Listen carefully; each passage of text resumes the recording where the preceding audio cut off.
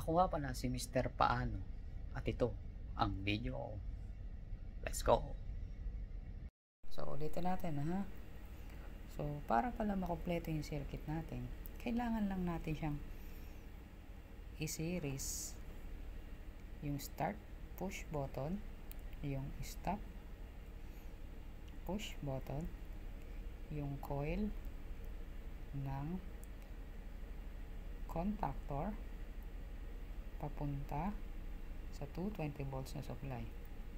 Pero syempre, kailangan tayong mag parallel ng normally open contacts ng contactor. Okay? Tingnan ulit natin ha.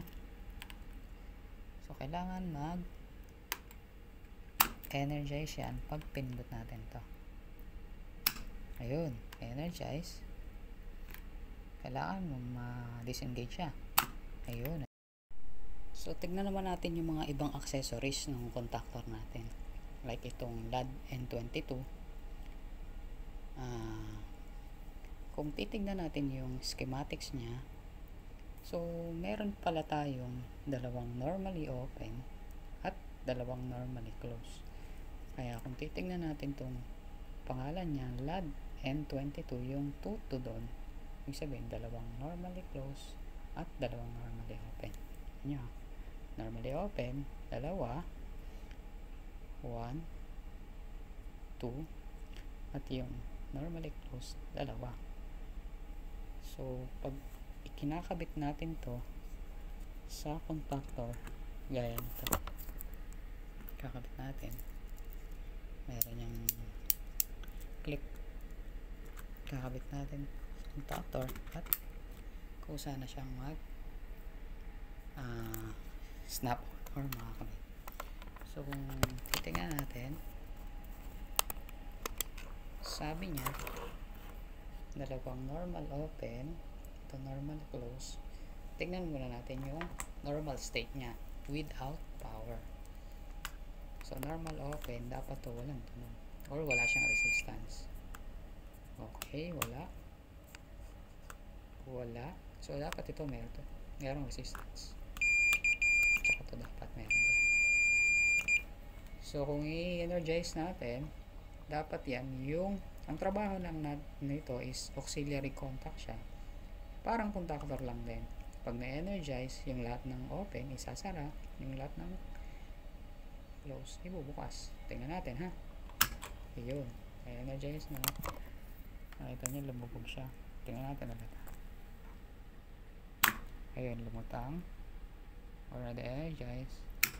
At na-energize. Nakalubog. So, tingnan natin ha. Normal open, magiging close.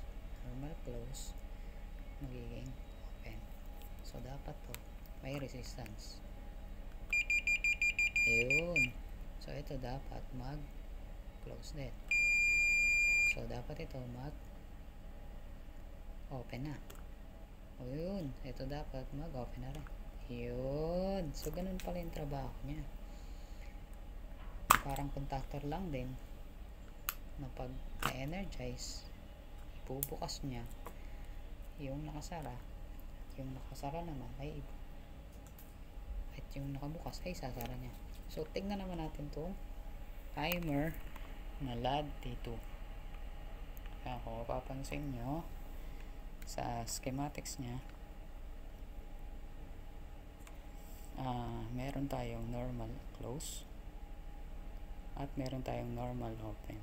So, para saan nga ba yung timer? So, dapat ang trabaho ng LAD T2 ay after a few seconds, yung nilagay natin, for example, mga 7 seconds or 5 seconds, yun nga is i-delay niya lang yung normal close, gagawin niyang normal open, yung normal open, gagawin niyang normal close. Subukan natin. Ayan.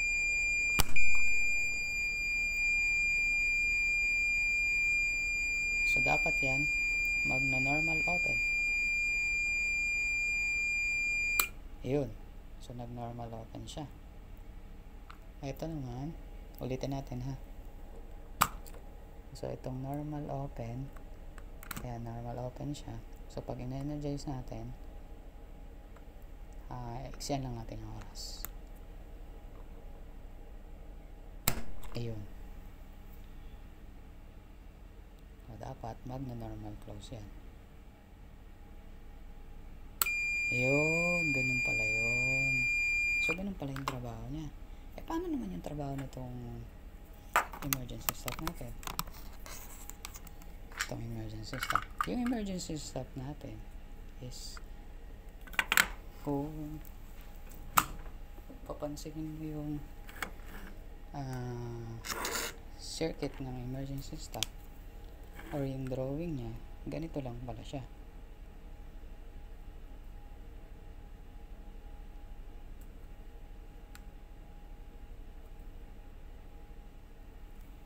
Ayan. So ibig sabihin, naka-close din siya. Parang katulad nito, stop push button. So parang stop push button lang pala to. Kaso spring return lang siya. So pwede natin siyang gawing stop push button din kung kinakailangan.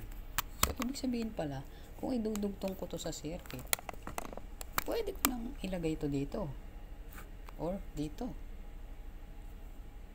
or dito, basta makumpleto ko lang yung close circuit ko. So ibig sabihin, sige, ilagay natin siya dito na lang.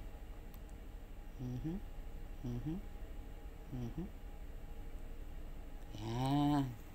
So emergency stop, emergency stop. Okay. Tingnan natin ha. So naglagay na ako ng emergency stop. So power,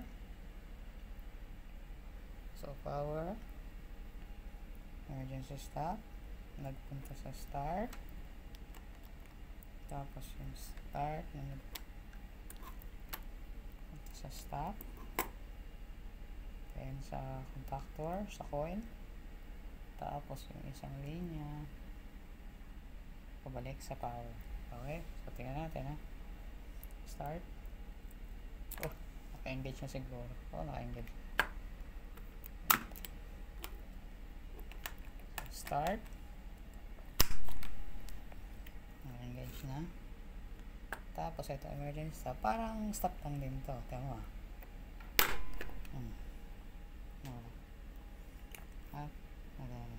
Okay. So sana may natutunan kayo sa video natin kahit paano. So ganun lang. Sakaling gagawa kayo ng circuit ng simple na direct online, is kailangan nyo lang ganito. So may lang start, stop, connectan nyo lang sa coil ng conductor, then supply. So ito nga pala ay control circuit lang. Para dun sa summary na ginawa natin, inayos ko yung diagram, nilagay ko na rin yung power circuit natin kasama nung control circuit. Tapos napansin ko din sa drawing ko nakaraan, parang may naputol ako na linya dito, so kompleto ko na. Tapos kung mapansin nyo dito, naglagay ako ng additional na auxiliary circuit para yung normally open na kailangan natin is dito na tayo kukuha, hindi na dito sa normally open nung main conductor. Kasi itong side na to, ito yung ginagamit natin sa power circuit papunta sa load.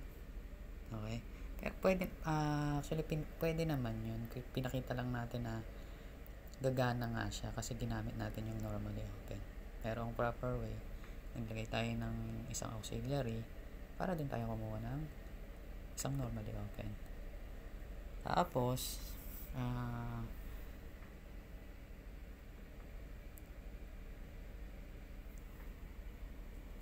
nilagyan ko na rin ng overload circuit sa diagram kung sakaling motor yung